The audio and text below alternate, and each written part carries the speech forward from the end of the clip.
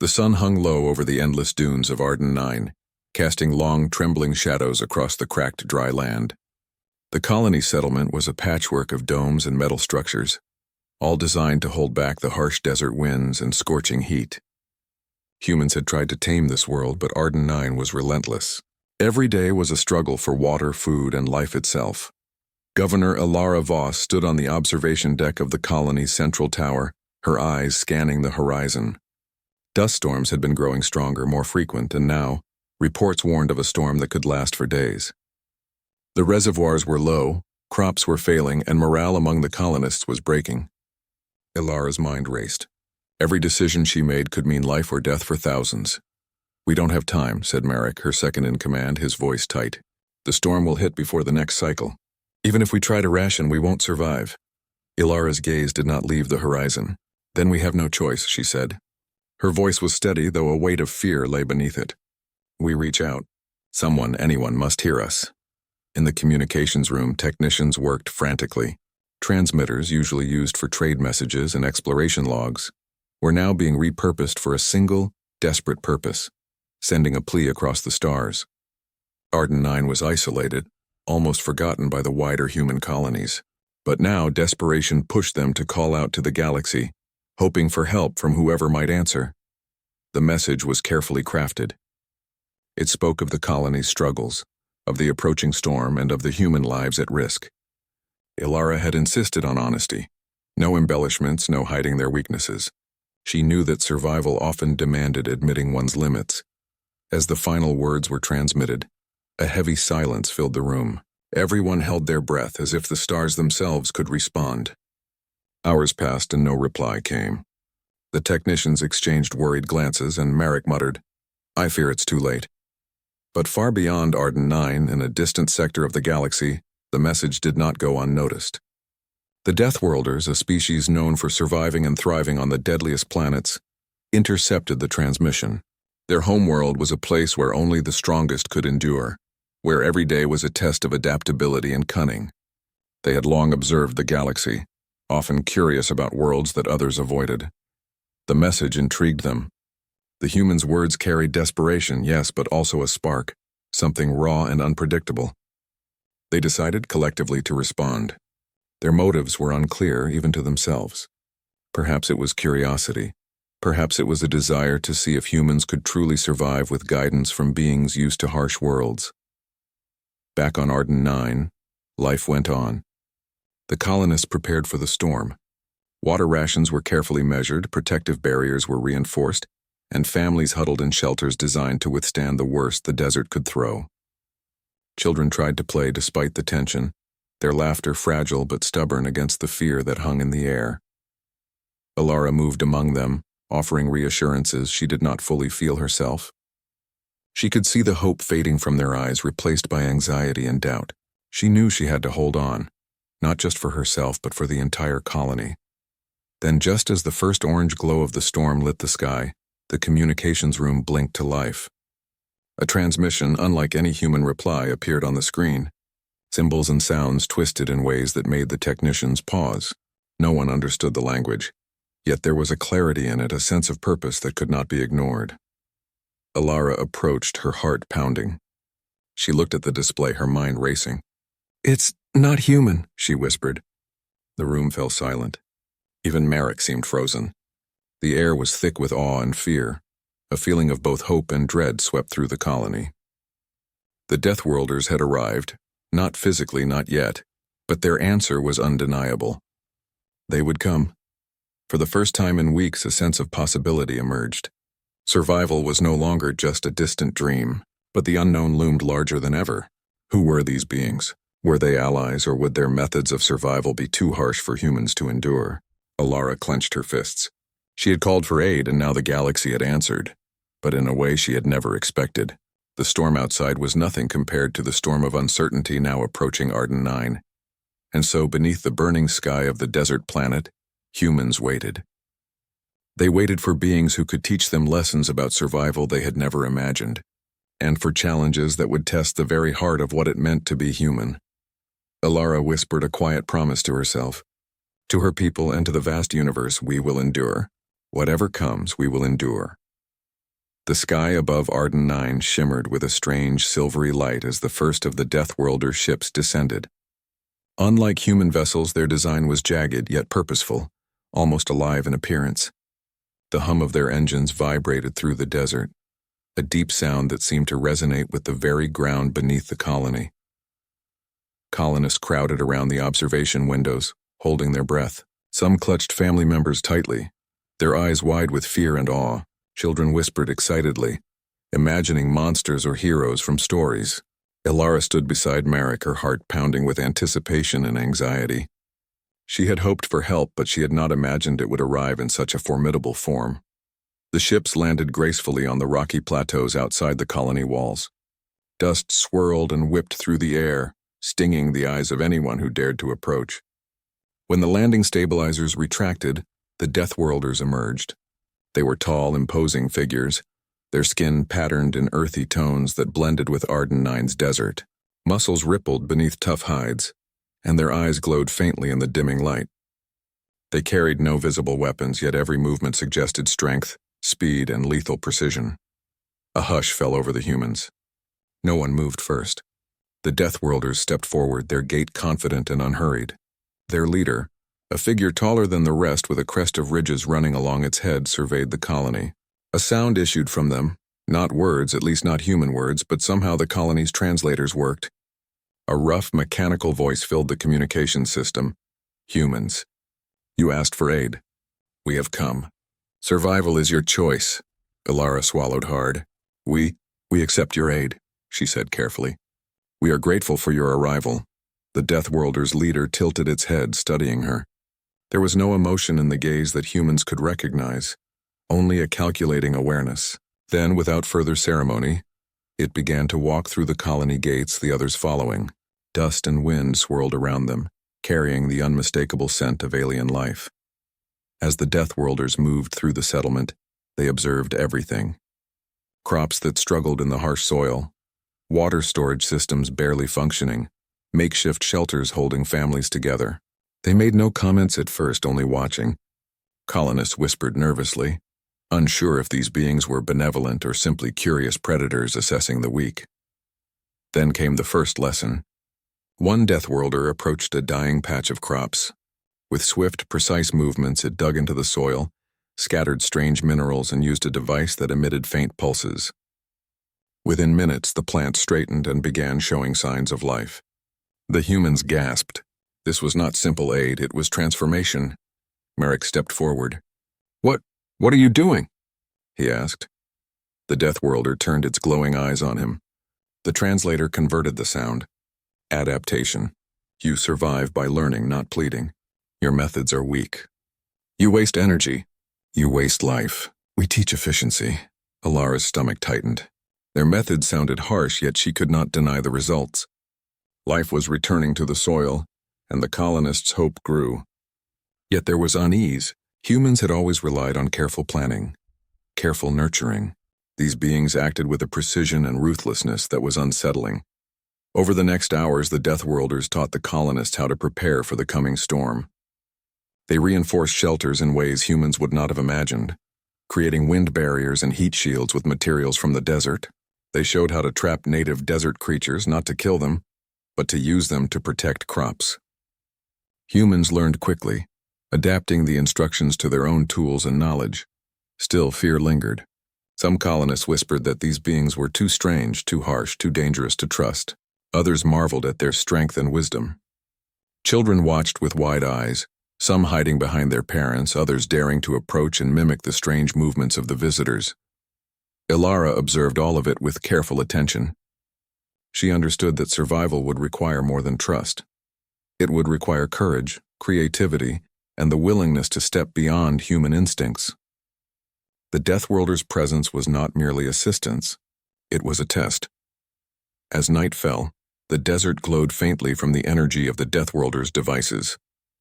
The wind howled around the colony, but the new shelters held firm. Humans were exhausted, yet there was a spark in their eyes. For the first time in weeks, fear did not dominate. They were learning. They were adapting. Ilara knew the storm would be just the beginning. The Deathworlders had arrived, and with them came knowledge, power, and challenges humans had never faced. The future of Arden 9 was uncertain, but there was a chance, a real chance to survive. And somewhere in the distance, beyond the dunes and the starlit sky, the Deathworlders' ships waited silently, ready to guide, to test, and perhaps to judge the humans who had sent a simple plea for aid, and now faced the extraordinary beings who had answered. The sky over Arden 9 had turned a dull orange, the first signs of the approaching storm flickering on the horizon. The winds, previously gentle, had grown sharper, carrying dust and grit that stung the eyes and throat. The colony buzzed with nervous energy. Every human knew that this storm would be unlike anything they had faced before. Governor Alara Voss stood on the observation deck once again, scanning the dunes. The Deathworlders moved among the colonists with calm precision, their presence both reassuring and intimidating. They had already strengthened shelters, cleared debris, and taught humans how to protect the fragile crops, yet no human could escape the fear that something could still go horribly wrong. "The storm will hit in 2 hours," Marek said, his voice tight with tension. "We need to ensure everyone is in position." Alara nodded. "Every shelter reinforced? Supplies distributed? Children and the elderly secured?" "Yes, but—" Marek hesitated, watching a young boy struggle to carry a heavy water container. "They are trying, but humans are weak compared to them." The Deathworlders' leader approached, observing without speaking. The translator converted its low, rumbling tone. "Weakness is choice. Adaptation is strength. You must act quickly or perish. Survival is earned, not given." Alara swallowed. The words were harsh yet true. She looked around at her people, tired, frightened, yet determined. They had never faced such extreme conditions before. Now, under the watchful eyes of these alien teachers, they were about to learn what resilience truly meant. The first gust of the storm hit, a wall of hot, swirling sand that forced humans to shield their faces. Visibility dropped to almost nothing. Shouts echoed through the colony, warnings and instructions blending into a chaotic symphony. The reinforced shelters groaned under the pressure, but they held. The Deathworlders moved calmly through the storm, checking the work of the humans. They corrected errors with swift, precise gestures, showing the colonists how to tie supports tighter, how to angle shields for maximum protection, and how to channel sand away from critical water supplies. Humans mimicked their movements, learning quickly despite fear and exhaustion. A young farmer named Sila stumbled outside, her water ration slipping from her hands. A Deathworlder caught it with lightning speed and handed it back. The gesture was brief, almost impersonal, but it carried a silent lesson. Care, speed, and efficiency could save lives. As the storm grew stronger, Alara realized that the colony was facing more than just wind and sand. The humans themselves were being tested, pushed to think, act, and endure in ways they had never imagined. Some faltered under the pressure, panicking or hesitating. Others rose to the challenge, discovering courage and creativity they did not know they possessed. Sila, for example, remembered a technique the Deathworlders had taught her to divert small streams of water. She improvised quickly, saving several containers from being buried in sand. Her quick thinking impressed both the humans around her and, it seemed, the observing Deathworlders. Hours passed. The storm raged on, relentless and unforgiving. Humans worked together, using the skills taught by their alien allies while adding their own ingenuity. Makeshift barriers were erected, supply routes secured, and even the youngest colonists contributed by passing small tools and messages through the wind-whipped chaos. Finally, the storm began to subside. Dust settled over the colony, leaving a landscape both ravaged and strangely renewed. The shelters had survived, crops were battered but intact, and water supplies had been preserved. Exhausted humans emerged from their refuges, faces streaked with sweat and sand, but eyes shining with triumph. Alara walked among them, pride swelling in her chest. "You did it," she said quietly, though she knew the words did little to capture the courage displayed. "You survived," the Deathworlders observed silently, their glowing eyes scanning every human. Then the translator rendered their message. "You survived the trial. Adaptation is possible. Weakness is not final. Continue learning or the next challenge may not forgive mistakes." Humans exchanged glances, some relieved, others awed. The trial had been harsh, but it had revealed something extraordinary.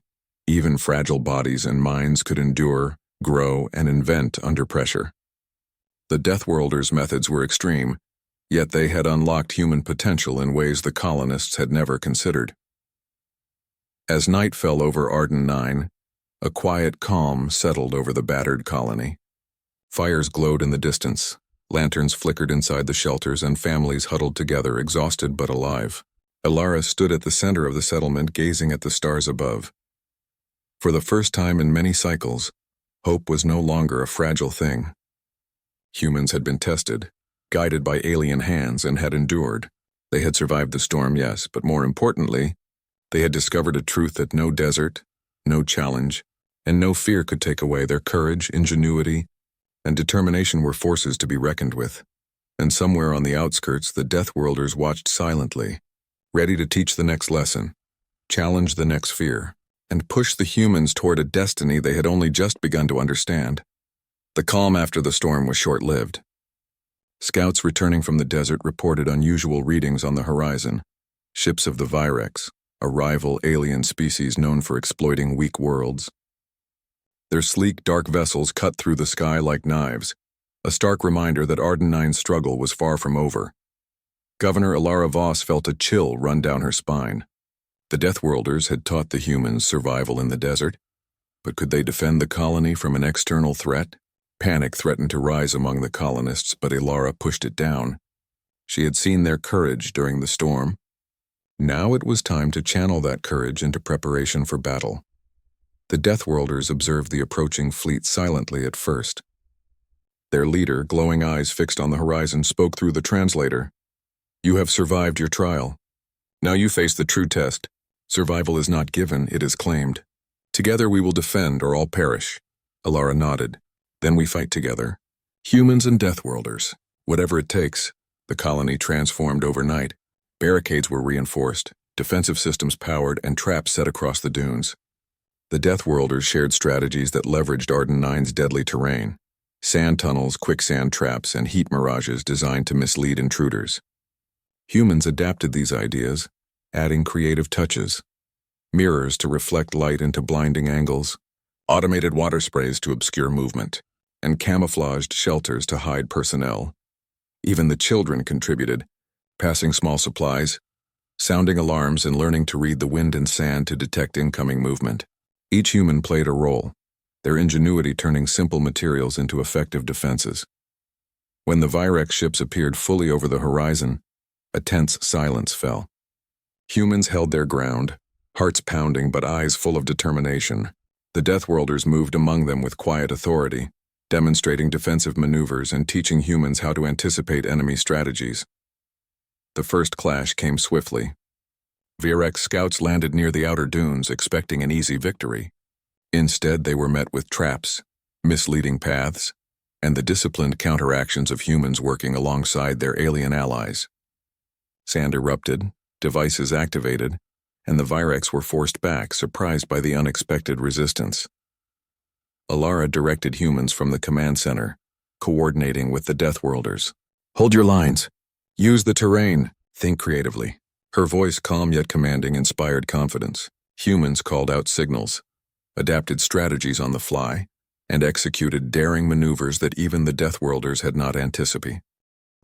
One human, a young engineer named Taro, rigged a series of reflective panels to create blinding light that disoriented the Virex. Another, Scylla, who had shown courage during the storm, guided small squads through hidden sand passages to ambush enemy units. Every act of ingenuity proved that humans were more than survivors. They were problem solvers, leaders, and innovators. The Virex were relentless, but Arden 9 itself became an ally. The Deathworlders' teachings, combined with human creativity, allowed the defenders to exploit every natural advantage. Wind gusts pushed sand into enemy sensors. Dunes redirected movement, and even the heat of the desert became a weapon. Hours of skirmishes passed, and slowly the Virex began to retreat.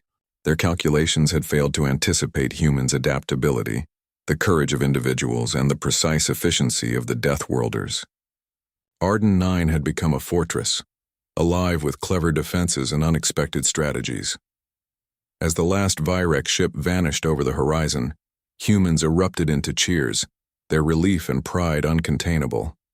The Deathworlders remained calm, their presence commanding but approving. Through the translator, the leader spoke.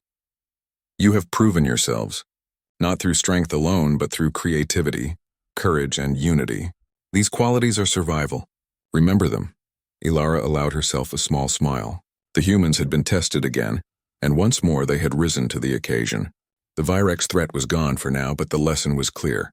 Survival required more than skill or power. It required the spark within humans that could turn fear into strategy, desperation into action, and weakness into strength. Night fell over Arden 9, and the colony, battered but victorious, celebrated quietly. Fires glowed, families embraced, and the humans looked at the stars with renewed confidence. They had not only survived a storm, they had survived themselves, and they had earned respect in ways they had never imagined. The Deathworlders stood at the edge of the dunes, their glowing eyes scanning the horizon once more. They had arrived as teachers, as guides, and perhaps even as judges. But they had also discovered something remarkable.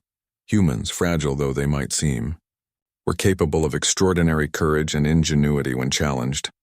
Ilara looked up at the alien figures, her heart full of both respect and hope. The trials were far from over, but one truth had become undeniable. Arden 9 would survive, not because the universe gave them a chance, but because humans had seized it. And somewhere far beyond the stars, the galaxy waited to see what these humans, tested by storm, guided by Deathworlders, and now proven through battle, would do next. The sun rose over Arden 9, casting a golden glow across the desert dunes. The colony, once fragile and desperate, now stood stronger than ever. Fires burned steadily in communal spaces. Children laughed cautiously as they explored safer parts of the settlement, and humans moved with renewed confidence. Life had returned not to the same level as before, but to a level defined by resilience, ingenuity, and unity. Governor Ilara Voss walked among her people, noting the changes. Crude barriers had been replaced with reinforced walls. Water channels were optimized, and crops, once struggling, now thrived under techniques taught by the Deathworlders and adapted by humans. She felt a surge of pride. Her people had endured storms, alien teachers, and a rival threat, and had emerged not only alive but stronger.